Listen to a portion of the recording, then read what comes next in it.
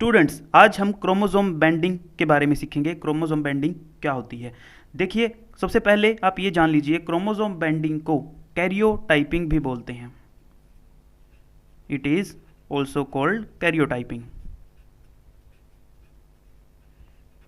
और ये बेसिकली एक स्टेनिंग टेक्निक है।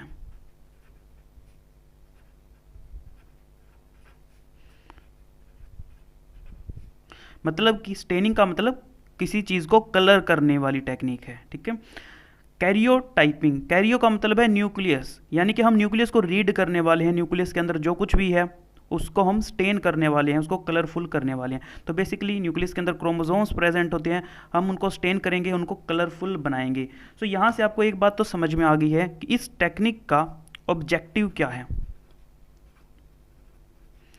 इस टेक्निक का ऑब्जेक्टिव क्या है, पर्पस क्या है बेसिकली। तो इसको यूज करते हैं हम टू प्रोड्यूस विजिबल कैरियोटाइप।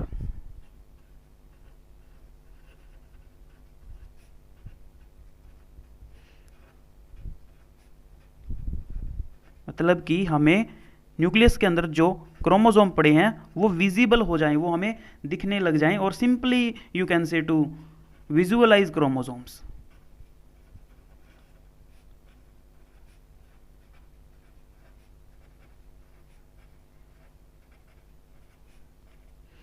मतलब कि देखिए, अगर बिना स्टेन किए हम देखेंगे तो हमें उतने अच्छे से चीज़ें अपीयर नहीं होगी, हम उनको एनालाइज नहीं कर पाएंगे। बट कलर करने के बाद में चीज़ें अच्छे से एनालाइज की जा सकती है।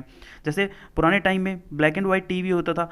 अब जब ब्लैक एंड वाइट टीवी में आप कुछ भी देखोगे तो आप ज़्यादा ऑब्जेक्ट्स को कैच नहीं कर पाओगे, आप समझ नहीं पाओगे। लेकिन वहीं जब आप कलरफुल टीवी में देखते हो तो आपको सारे के सारे जो भी सामान होते हैं, जो ऑब्जेक्ट्स होते हैं, सेपरेट सेपरेट दिखते हैं, इंडिविजुअल आपको दिख जाते हैं। तो आइडेंटिफाई करना बेसिकली ईजी हो जाता है। नाउ यूज़ क्या है इस टेक्निक का, क्यों हम इसको करते हैं, हमें क्यों देखना है क्रोमोसोम्स को। भाई, क्रोमोसोम को देखने के बाद हम फाइंड आउट कर सकते हैं कि किसी क्रोमोसोम में कोई डिसऑर्डर तो नहीं है। So to find out chromosomal disorders,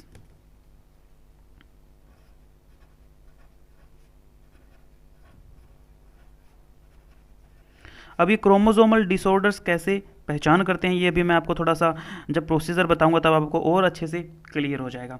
सो इसके अलावा हम और क्या क्या कर सकते हैं।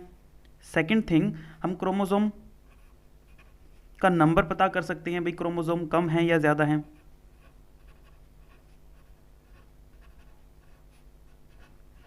क्रोमोसोम का साइज चेक कर सकते हैं, एंड क्रोमोसोम्स की शेप को हम एनालाइज कर सकते हैं, चेकआउट कर सकते हैं। तो ये दो चीज़ें कर सकते हैं हम। क्रोमोसोम्स के अंदर अगर कोई डिसऑर्डर है उसको फाइंड आउट कर सकते हैं, या उसका नंबर, उनका साइज, उसकी शेप हम फाइंड आउट कर सकते हैं। इसीलिए हम करते हैं क्रोमोसोम बेंडिंग, कैरियोटाइपिंग या ये स्टेनिंग टेक्निक। अब इसका एक जनरल प्रोसीजर मैं आपको बताता हूँ कि इसको कैसे लैब में आप परफॉर्म करोगे। सो क्या होगा प्रोसीजर, सबसे पहले आपको ऑर्गेनिज्म की जो भी सेल एनालाइज करनी है, आपको उस सेल को आइसोलेट कर लेना है। So your first step is cell isolation. मान लीजिए कि आपको लीवर की सेल्स को चेकआउट करना है, तो आपको लीवर की सेल्स को अलग करना है बॉडी से। उसके बाद में उन सेल्स को आपको ग्रो करवाना है एक प्लेट के अंदर। For example this is a plate, और इस प्लेट के अंदर हम डालेंगे कल्चर मीडिया, ताकि सेल्स इजीली ग्रो कर सकें। क्योंकि सेल्स को ग्रो करने के लिए न्यूट्रिशन चाहिएगा, वो न्यूट्रिशन कौन प्रोवाइड करेगा, कल्चर मीडिया प्रोवाइड करेगा, so that cells will be grown. तो ये यहाँ पे देखिए, दीज आर सेल्स, और ये यहाँ पे ग्रो कर रही है। अब जब ये सेल्स डिवाइड करना स्टार्ट करेगी तो हमें एक चीज़ और ध्यान रखनी है। इस कल्चर मीडिया के साथ में हमें एक केमिकल डालना है जिसको हम बोलते हैं mitotic poison. What we call mitotic poison.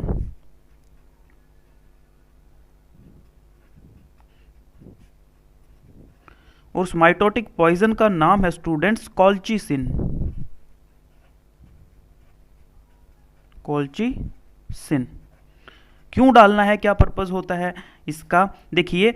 जब कल्चर मीडिया के अंदर ये सेल्स जो हैं, जब ये ग्रो करेंगी तो ये डिवाइड भी करेंगी। ओके, सेल्स क्या करेंगी, डिवाइड। और आपको पता ही है कि जब डिवीज़न होता है तो अलग अलग डिवीज़न के फेज़ होते हैं, लाइक प्रोफेज़, मेटाफेज़, एनाफेज़, टीलोफेज़। हमें क्या करना है, जब ये डिवाइड करेंगे सेल्स तो हमें सेल्स के डिवीज़न को मेटाफेज़ में रोकना है। हम नहीं चाहते कि मेटाफेज़ से आगे सेल्स जाएं, तो हमें कोल्चिसिन डाल देना है। कोल्चिसिन क्या करेगा, माइटोटिक पॉइजन है, ये सेल्स के जो डिवीज़न है उसको मेटाफेज़ स्टेज पे अरेस्ट कर देगा, मतलब सेल डिवीज़न मेटाफेज़ से आगे होगा ही नहीं। मेटाफेज़ स्टेज पे cell division will be arrested.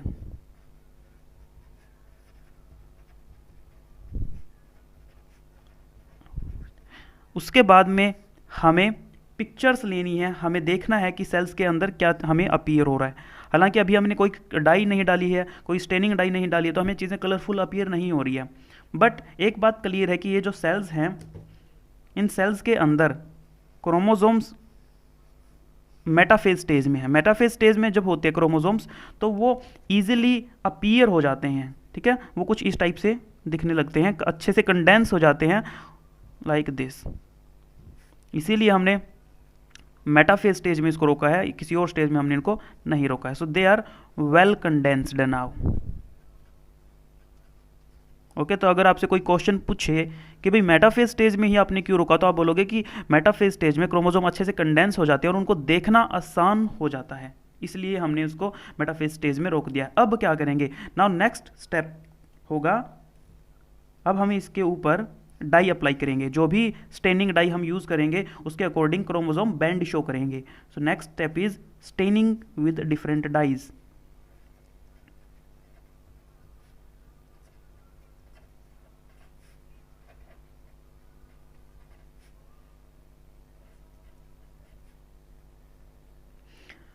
Okay, जब डाई डालेंगे तो ये जो क्रोमोसोम है इसके अंदर के, वो हमें अलग अलग तरह की बैंड शो करेंगे। तो मैं आपको एक क्रोमोसोम यहाँ पे बना करके दिखाता हूँ कि वो किस टाइप का दिखेगा। देखिए, तब आपको और अच्छे से चीज़ें क्लियर होगी। तो एक क्रोमोसोम बना देता हूँ, बाकी भी कुछ वैसे ही दिख रहे होंगे आपको।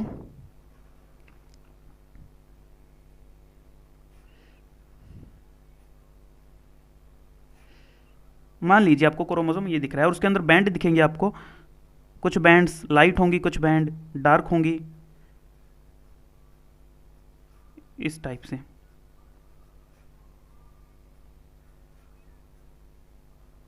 Okay, so these are different different bands, some are light bands, some are dark bands. ऊपर वाली आर्म को बोलते हैं पी आर्म और नीचे वाली आर्म को बोलते हैं, ऊपर वाली पी आर्म है, नीचे वाली क्यू आर्म है। तो उसके हिसाब से हम ये जो बैंड होती है इनकी भी नंबरिंग कर देते हैं। तो हम समझने के लिए ऐसे मान लेते हैं कि ये जो फर्स्ट वाली बैंड है इसको बोल देते हैं हम P1, क्योंकि ऊपर वाली P बैंड है तो P1, then P2, this is P3, this is P4। नीचे वाली Q है तो ये हो जाएगी Q1, फिर this is Q2, this is Q3 and Q4। इस टाइप से हमें डिफरेंट डिफरेंट बैंड मिल चुकी है। अब इसका फ़ायदा क्या होगा, कैसे हमें पता चलेगा कि क्रोमोसोम में गड़बड़ है या नहीं है। ये मान लीजिए एक हेल्दी बंदे का क्रोमोसोम है, तो साइंटिस्ट लोगों ने ऑलरेडी इसको एक स्टैंडर्ड मान लिया है। भाई अब इस हेल्दी बंदे के क्रोमोसोम को हम कंपेयर करेंगे एक डिजीज्ड पर्सन के क्रोमोसोम के साथ में। तो मान लीजिए ये वाला जो क्रोमोसोम है ये स्टैंडर्ड है, और यू कैन से this is a healthy chromosome और हेल्दी। ओके, अब मान लो मैं डॉक्टर हूं और मेरे पास एक पेशेंट आया, उसके क्रोमोसोम में गड़बड़ है, मैंने ये सारा प्रोसीजर किया और फाइनली मेरे को उसका क्रोमोसोम मिला। अब मुझे उसका जो क्रोमोसोम दिख रहा है वो कुछ ऐसा है। ध्यान से समझिएगा, अगर ये चीज़ समझ में आ गई तो पूरा का पूरा कॉन्सेप्ट आपको अच्छे से क्लियर हो जाएगा। अब उसके अंदर जो बैंड मुझे दिखी वो कुछ ऐसी है,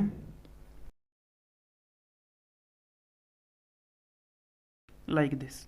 ओके, या इसमें लास्ट वाले में एक और हम ऐड कर लेते हैं। मान लीजिए ये एक बैंड और मैं ऐड कर देता हूँ यहाँ पे ऐसे करके, इसको नाम दे देता हूँ मैं Q5। अब ये मेरे पास जो बंदा आया है इसके क्रोमोसोम को और इसके क्रोमोसोम को मैं कंपेयर करूँगा। तो मैंने देखा भाई P1 इसमें भी है, ओके, P1 इसमें भी है, ओके। मैं सारी बैंड को 1 on 1 कंपेयर करता चलूँगा। लास्ट में देखिए, बट लास्ट में मैंने एक चीज़ नोटिस की, भाई Q5 जो है नॉर्मल बंदे के अंदर तो ये वाली बैंड है, बट ये पेशेंट जो मेरे पास आया इसके पास ये वाली बैंड एब्सेंट है। इसका मतलब इसका मतलब इस क्रोमोसोम के अंदर यहाँ पे जो जीन है वो जीन भी एब्सेंट है, और अगर वो जीन नहीं है तो उस जीन से रिलेटेड कोई ना कोई जेनेटिक डिसऑर्डर उसको है। इस टाइप से हम एक जेनेटिक डिसऑर्डर को फाइंड आउट कर सकते हैं। ऑलराइट, इस टाइप से हम इस टेक्निक का यूज़ करते हैं। तो बेसिकली इस टेक्निक के अंदर हम डार्क बैंड और लाइट बैंड को देखते हैं। So the chromosome, you can से, जो क्रोमोसोम डिस्प्ले होते हैं वो आपको लाइट बैंड और डार्क बैंड के फॉर्म में दिखते हैं। आई मीन उनके ऊपर लाइट और डार्क बैंड आपको दिखती है। ये एक बेसिक इंट्रोडक्शन था। अब हम बात करेंगे कि ये जो टेक्निक है क्रोमोसोम बैंडिंग कितने टाइप की होती है और वो कैसे कैसे की जाती है। जी बैंडिंग,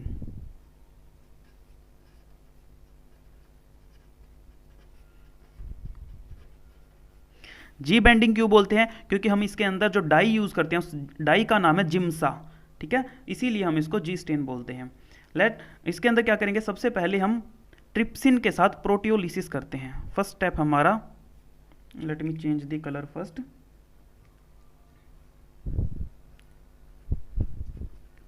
प्रोटियोलाइसिस विद ट्रिप्सिन। अब ट्रिप्सिन जो है प्रोटीन्स को डाइजेस्ट कर देगा, सो जो भी एक्स्ट्रा प्रोटीन्स होगी वो हट जाएगी क्रोमोसोम के साथ में। So it is use to digest extra proteins. यहां तक बिल्कुल क्लियर है। एक्स्ट्रा प्रोटीन हमने हटा दी, अब हम डालेंगे डाई। सो मैंने बताया आपको कि हम जिम्सा डाई इसमें यूज कर सकते हैं।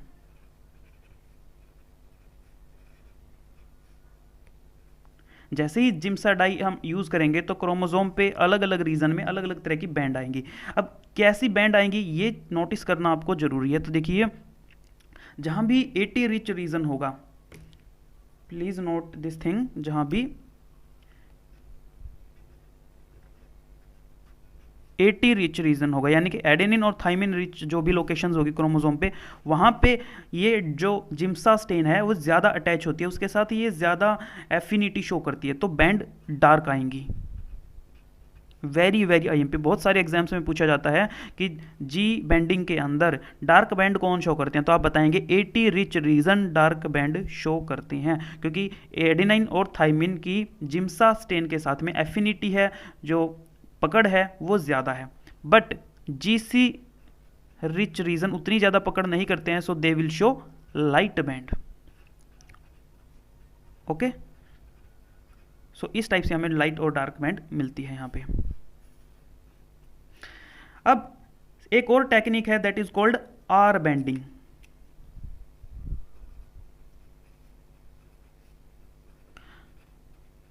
आर बैंडिंग में क्या है, first of all why it is called R banding. R का मतलब है रिवर्स, यानी कि इसके अंदर जो बैंड का पैटर्न मिलेगा वो इसके रिवर्स मिलेगा, इस पैटर्न के उल्टा मिलेगा। अभी जब करेंगे तब आपको समझ में आएगा। सो फर्स्ट स्टेप हमारा होता है denaturation.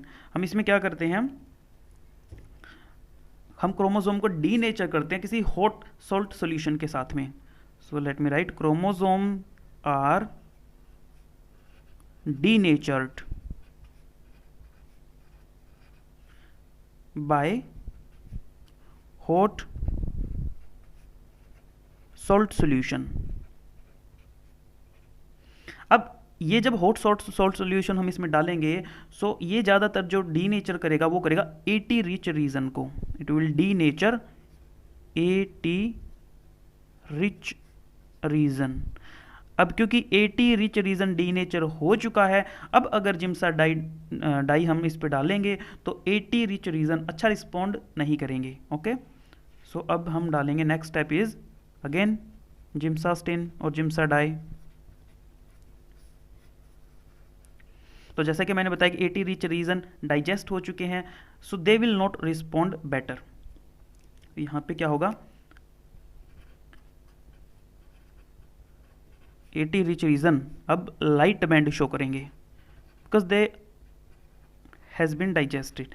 But GC rich region यहाँ पे ज़्यादा रिस्पॉन्ड करता है, और इसीलिए जीसी रिच रीजन के अंदर जो बैंड आएगी वो डार्क बैंड होगी।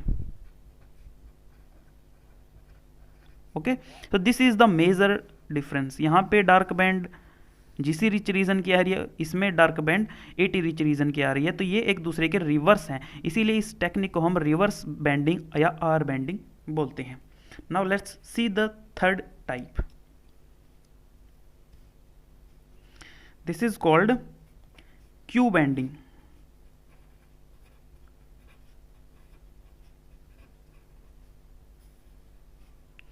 क्यू बैंडिंग आप मान सकते हैं कि इन दोनों से ज़्यादा एडवांस टेक्निक है, ज़्यादा बेटर रिजल्ट्स हमें मिलते हैं। तो इसके अंदर जो सबसे पहले जो हम स्टेन यूज़ करते हैं, उस स्टेन का नाम है students quinacrine mustard stain. So we will stain with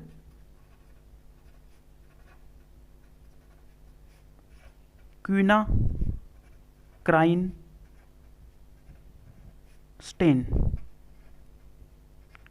अब इस स्टेन को डालने के बाद हम इसके ऊपर, क्रोमोसोम्स के ऊपर हम डालते हैं UV light. That is the important thing, क्योंकि यूवी लाइट के कारण बैंड अलग से चमकने लग जाएगी। ये हम एक एक्स्ट्रा स्टेप यहाँ पे इन्वॉल्व कर रहे हैं, यूवी लाइट। यूवी लाइट के साथ एक्सपोज करते ही जो बैंड होगी, बैंड मतलब कि जो लाइट और डार्क बैंड होगी, so they will appear yellow in colour. Okay, so bands appear yellow color।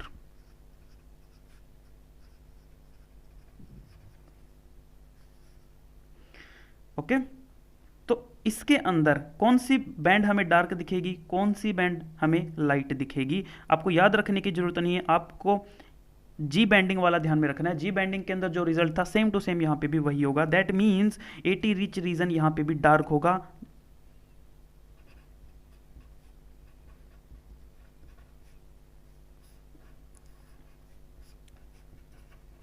Okay, 80 rich region यहाँ पे डार्क बैंड शो करेगा, और जी सी रिच रीजन अगेन आपको लाइट बैंड शो करेगा।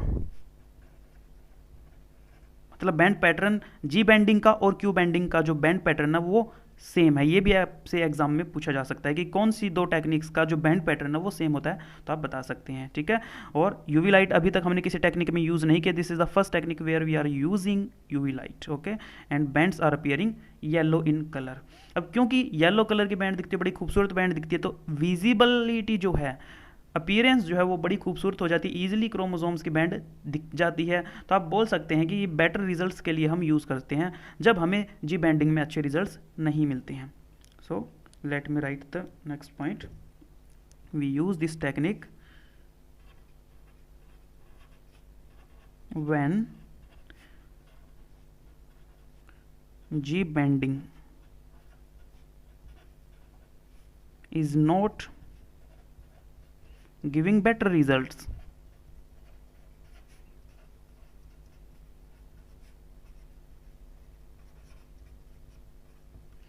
ऑल राइट, तो तीन तरह की बैंडिंग हमने सीखी। एक बैंडिंग होती है सी बैंडिंग, वो भी आपको मैं बता देता हूं।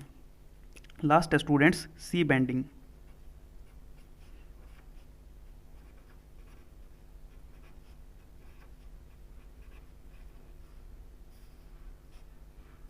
सी बैंडिंग के अंदर जो डीनेचुरेशन करते हैं हम डी क्रोमोसोम की, वो करते हैं बेरियम हाइड्रोक्साइड के साथ में। So we denature the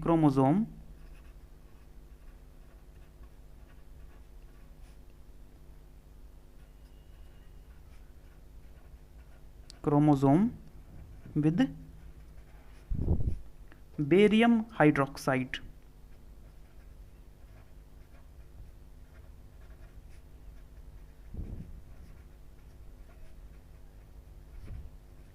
okay, अब इसके बाद में हम लास्ट में वही जिम्सा स्टेन या जिम्सा डाई अप्लाई कर देंगे।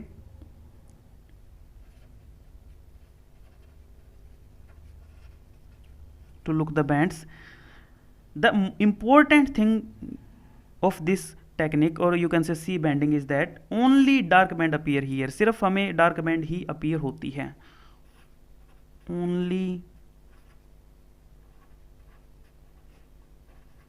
Dark bands. अब ये जो डार्क बैंड होती है ये कौन से रीजन की, क्या चीज दिखाती है हमें क्या पता लगेगा डार्क बैंड से? ये जो डार्क बैंड है ये होती है कॉन्स्टिट्यूटिव हेट्रोक्रोमेटिन रीजन की। This dark band is of let me change the color.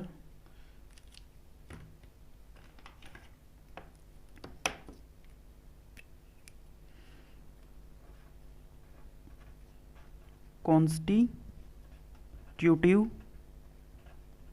heterochromatin region.